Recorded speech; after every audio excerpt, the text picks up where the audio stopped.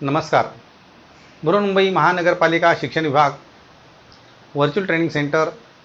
मी विश्वास Thombare, VTC teacher, आपले स्वागत करतो. आज आपण इयत्ता 5वी परिसर अभ्यास यामध्ये पृथ्वीवरील सजीव या भागाची माहिती घेत होतो. या भागामध्ये आपण पहिला भाग अभ्यासलेला आहे. त्यामध्ये पृथ्वीची उत्पत्ती कशी झाली या संदर्भात थोडीशी माहिती घेतलेली आहे. आज आपण दुसरा जो भाग घेत आहोत त्यातला या पृथ्वीवर जे प्राणी निर्माण झाले, कोणकोणते प्राणी निर्माण झाले याबाबतची माहिती या भाग 2 मध्ये आपण घेत आहोत. आज आपण पृथ्वीवरील सजीव याचा दुसरा भाग अभ्यासत असताना पृथ्वीची उत्पत्ती कशी झाली याविषयी थोडं आपण जाणून घेत आहोत. खरं म्हणजे पृथ्वीची उत्पत्ती संबंधी सर्वांनाच एक प्रश्न पडलेला आहे, कारण या पृथ्वीची निर्मिती कशी झाली आणि केव्हा झाली, कारण ती पहिल्यापासून तशीच आहे का, नेमके तिच्यामध्ये काय बदल झाले, ह्या प्रश्नाचं उत्तर आपल्याला अद्यापही समजलेलं नाही आहे आणि आपल्या शास्त्रीय संशोधनामधून सुद्धा ते उत्तर आपल्याला नीटपणे मिळालेलं नाही आहे. पण तरीसुद्धा सुमारे 4.5 अब्ज वर्षापूर्वी अत्यंत तप्त आणि धूळ, म्हणजे 4.5 अब्ज वर्षापूर्वीची ही कथा आहे. यामध्ये तप्त वायू आणि धूळ यांनी मिळून बनलेला हा एक प्रचंड गतिमान ढग अवकाशात निर्माण झाला. त्याला अत्यंत वेग होता आणि त्या वेगातून त्याला चक्राकार गती मिळाली. त्याचं विभाजन झालं आणि त्यातून सूर्य आणि सूर्याभोवती फिरणारे जे काही ग्रह आहेत त्या ग्रहांची निर्मिती झालेली आहे असं मानलं गेलेलं आहे. परंतु या पृथ्वीवर निर्मिती जेव्हा भाग आला तेव्हा त्या ठिकाणी सजीवांची सुद्धा निर्मिती कशी झाली हाही एक महत्त्वाचा भाग आहे. आता सजीवांची निर्मिती आपण मागच्या वेळेला पाहिलेलं आहे की एक पेशीय प्राणी जन्माला आलेला आहे आणि जलाशयाची निर्मिती व्हायला जवळजवळ 80 कोटी वर्षे लागली आणि त्यामध्ये फक्त एक पेशीय सजीव निर्माण झालेला आहे. आणि तो असा सजीव निर्माण झाला की तो डोळ्याने सुद्धा दिसत नव्हता. त्यासाठी सूक्ष्मदर्शक यंत्राचा वापर करण्यात आलेला होता. मग त्यातून पुढे या सजीवामध्ये काही बदल झाले आणि पृथ्वीवर ही प्राणीसृष्टी निर्माण झाली. आता पृथ्वीवरील या प्राणीसृष्टीमध्ये कशा कशाचा समावेश झालेला आहे हे जर आपण पाहिलं तर त्यामध्ये वनस्पती आहेत आणि प्राणीसुद्धा आहेत. या वनस्पती आणि प्राणी यांचाही आपल्याला अभ्यास करावा लागणार आहे. आता प्राण्यांचा जर पहिल्यांदा आपण विचार केला तर प्राण्यांमध्ये अनेक प्रकारचे प्राणी जन्माला आलेले आहेत. जसे पाण्यामध्ये काही प्राणी जन्माला आलेत, म्हणजे पाण्यातील प्राणी, जंगलांमधील प्राणी, नंतर सरपटणारे प्राणी, पाणी आणि जमीन अशा ठिकाणी राहणारे प्राणी आणि त्याचबरोबर पक्षीसुद्धा जन्माला आलेले आहेत.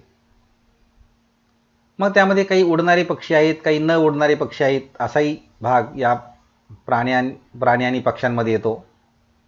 आता इथे तुमच्यासमोर हा एक पाण्यातील प्राणी दाखवलेला आहे, अमिबा नावाचा एक पेशीय प्राणी.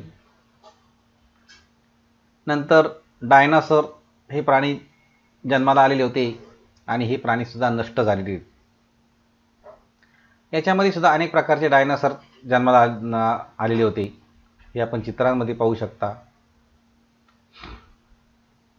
त्यामध्ये पंख असणारे डायनासोर सुद्धा जन्माला आलेले होते, काही तेही नष्ट झाले. मग या सजीव सृष्टीमध्ये पाण्यामध्ये असणारे जे काही प्राणी आहेत त्यामध्ये बघा इथे जेलीफिश दाखवलेला आहे, स्टारफिश दाखवलेला आहे, त्यांचा श्रिम्प दाखवलेला आहे, स्पायडर दाखवलेला आहे, स्नेल दाखवले, गोगलगाय. तर असे अनेक प्राणी या पाण्यामध्ये सुद्धा जन्माला आलेले आहेत. त्याचबरोबर पक्ष्यांची एकदा निर्मिती झाली मग हे पक्षी बघा, इथे अनेक प्रकारचे पक्षी दाखवलेले आहेत. बदक आहे, मोर आहेत, कावळा आहे, चिमणी आहे, असे वेगवेगळ्या प्रकारचे पक्षी पृथ्वीवर जन्माला आले आहेत. त्याचबरोबर आणखी काही प्राणी आहेत की जसं मासेच्या स्वरूपात मासे, जसे व्हेल आहे, सी हॉर्स आहे, ॲग्लर फिश आहे, पेग्विन आहे, सील आहे. म्हणजे असे हे जे प्राणी आहेत म्हणजे काही समुद्रामध्ये, एवढ्या मोठ्या अथांग समुद्रामध्ये सुद्धा जन्माला आलेले आहेत. त्याचबरोबर या पृथ्वी प्राणीसृष्टीचा विचार करत असताना आणखी जे प्राणी आहेत त्यामध्ये बघा, इथे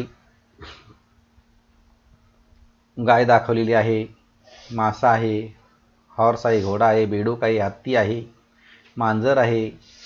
तर अशा प्रकारचे अनेक प्राणी मग नंतर या पृथ्वीवर जन्माला आलेले आहेत. मग यामध्ये जलचर आहेत आणि सरपटणारे सुद्धा प्राणी आहेत. आपण पाहतो की जसं साप आहेत, सरपटतो, तो पाण्यातही राहतो, जमिनीवर राहतात. बेडूक आहे, तसंच आहेत, पाणी आणि जमीन. साप आहेत, सरडे आहेत, पाली आहेत.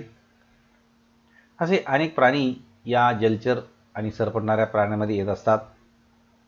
इथे एक मोठा अजगर सुद्धा दाखवला, एक सरपटणाऱ्या प्राण्यांचा भाग. याचबरोबर जमिनीवर राहणाऱ्या प्राण्यांमध्ये हरण आहे, काळवीट आहे, गेंडा आहे, वाघ, चित्ता, बिबट्या, असे अनेक प्राणी जन्माला आलेत. इकडे बकरी, म्हैस दाखवलेले आहेत, अस्वल आहे आणि आणखी काही पक्षीसुद्धा रंगीत पक्षी दाखवले गेलेले आहेत. मोर आहे. हे सगळे प्राणी जन्माला आल्यानंतर मानवाची सुद्धा उत्क्रांती झाली, मानवसुद्धा निर्माण झाला. मानवाचा तो कसा, तर इथे या चित्रामध्ये या मानवाच्या उत्क्रांतीच्या अवस्थासुद्धा इथे दाखवलेल्या आहेत. मग त्यामध्ये हा एक आदिमानवाचा भाग, काही चित्र दाखवली गेली आहेत की असा मानव जन्माला आलेला होता पूर्वी आदिमानवाच्या रूपामध्ये.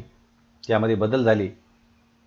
परंतु आपण या पृथ्वीवरील सजीवाचा अभ्यास करत असताना हे जे सजीव प्राणी आहेत, या सजीव प्राण्यांची काही वैशिष्ट्येसुद्धा आपल्याला माहीत असायला पाहिजे. मग प्राण्यांची वैशिष्ट्ये काय आहेत? प्राणी श्वासोच्छ्वास करतात. प्राणी अन्न मिळवण्यासाठी किंवा इतर कारणासाठी हालचाल करतात. काही प्राणी अंडी घालतात, काही प्राणी पिलांना जन्म देतात.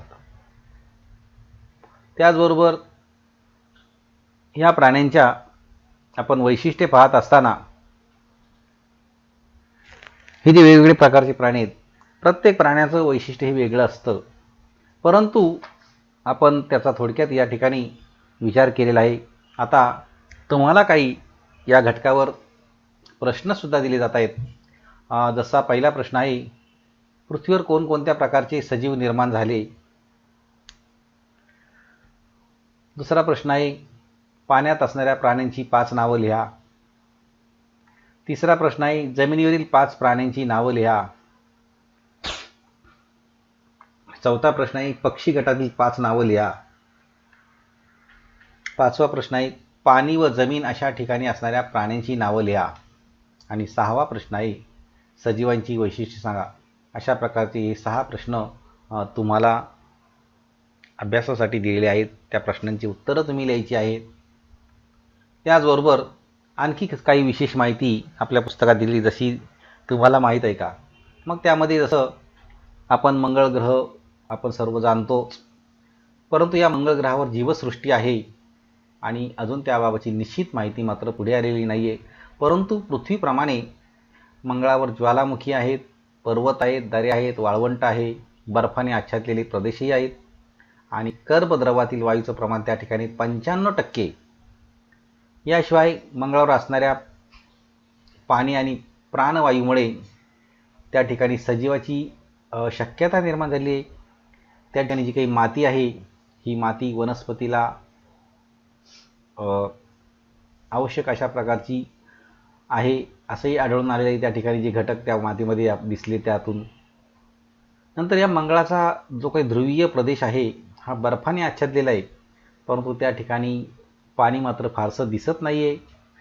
आणि आता साहित्य आणि चित्रपटांमधून मंगळावरचा माणूस ही कल्पनासुद्धा आपल्याला पुढे आलेली दिसते.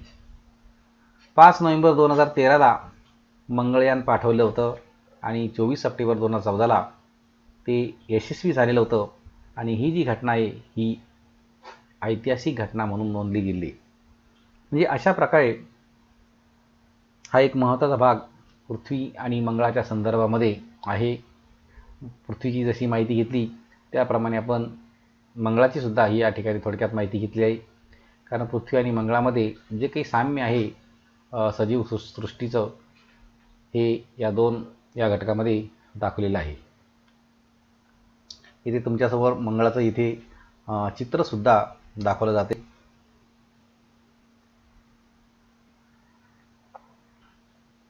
आपण थोडक्यात या पाठाची माहिती घेण्याचा प्रयत्न केलेला आहे.